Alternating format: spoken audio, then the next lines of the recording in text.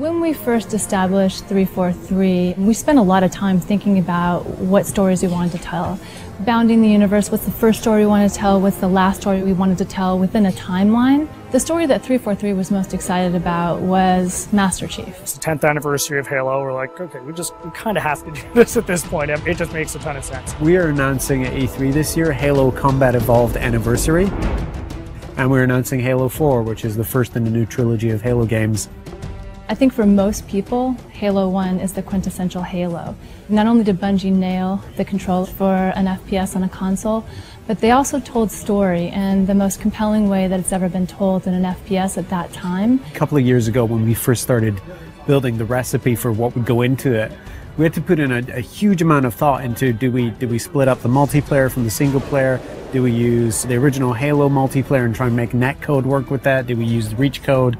We keep that infrastructure and that ecosystem going. First thing we wanted to do is make it look like a 360 title. How would it look if this game came out today? How would it feel? How would it be different? Sometimes you find little additions that's like, God, I wish if this could have been in there 10 years ago, and it looks so right in there right now. And that's what we're looking for in all the changes that we're making. Retouching Halo 1 needed to be a labor of love. The audio, the characters, the levels, the grass, the dirt, the sky, the moons, trying to find a way to reproduce them faithfully, but in a way that looks like it's 10 years later. Literally, you pick this up, the gameplay is identical to what it was 10 years ago, because I mean, that was just so original, it was so new, it was so fresh. It's great to kind of go back to that old gameplay and feel as powerful as you did in both vehicles and with the pistol. The Halo 1 pistol is back. It is still wildly overpowered. 3 shots to the head from anywhere on the map will kill anything.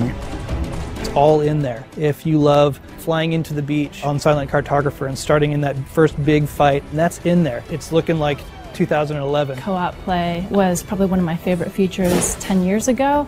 We have co-op play over live. Anniversary will have stuff hidden in it. It's going to have stuff hidden in it that you know about, like terminals, and you're just going to have to find them yourself. I'm also excited about the stories we're telling in the terminals, and then having achievements. That's long overdue. Being able to switch back to the classic on the fly is just going to be kind of a magical experience. You hit a button at any point in the campaign, you flop back, and that's how the game looked 10 years ago.